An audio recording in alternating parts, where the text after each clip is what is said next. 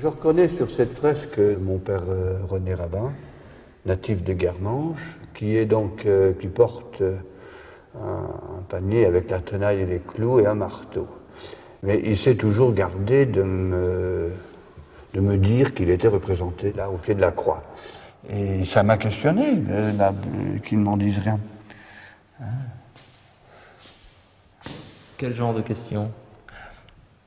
Peut-être quelle est la place des gens dans ce qui est dit, dans ce qui est montré. Est-ce qu'ils l'ont vraiment désiré? Est-ce qu'ils l'ont vraiment voulu? Est-ce que c'était malgré eux? Est-ce qu'ils étaient volontaires? Il y a un silence autour de ça. Si, mon père me parlait quand même qu'il y avait des gens, certaines personnes du village qui avaient d'autres places, qui avaient des places plus privilégiées, où il y a eu des tractations qui ont été faites pour avoir, en fonction des dons que le curé avait, on avait une place sur... Mais là, je retrouvais chez mon père un peu le côté lutte des classes, quoi, je veux dire. Il y a des tas de choses qui ne peuvent pas se dire autour des fresques dans ce village, sous peine de froisser sans doute des gens. Moi, j'y suis pas sur les fresques. Je me suis jamais posé la question pourquoi faire qu'ils ne m'avaient pas appris. Non, mais... Oh, je m'en foutais pas.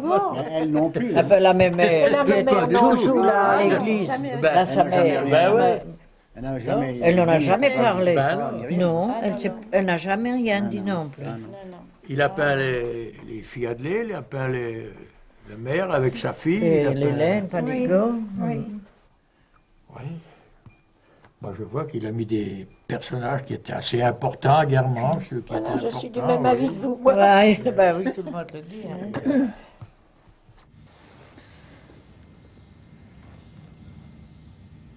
Je trouve ça très chargé. Tu veux dire qu'il n'y a pas beaucoup d'espace libre.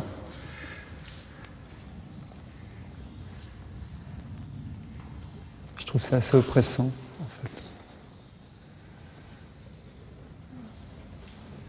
Tiens, c'est curieux, moi j'ai pas eu cette impression quand je suis arrivé. Il faut imaginer les gens qui suivent la messe tous les dimanches pendant 40 ans, qui ont ça sous les yeux.